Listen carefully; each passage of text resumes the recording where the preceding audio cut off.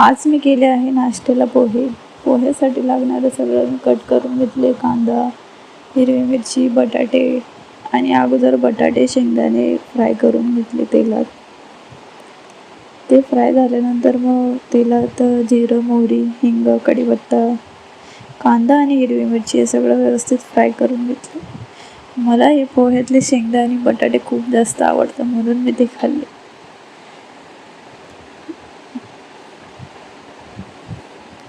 त्यानंतर हे व्यवस्थित फ्राय झालं आहे बघू शकता.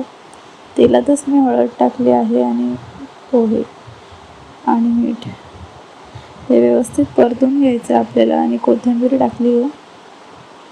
त्यानंतर पोहे आपले रेडी आहे आणि चहासुद्धा. आम्ही तर करतो आहे चहा आणि पोहेचा नाश्ता. तुम्ही पण या. बाय.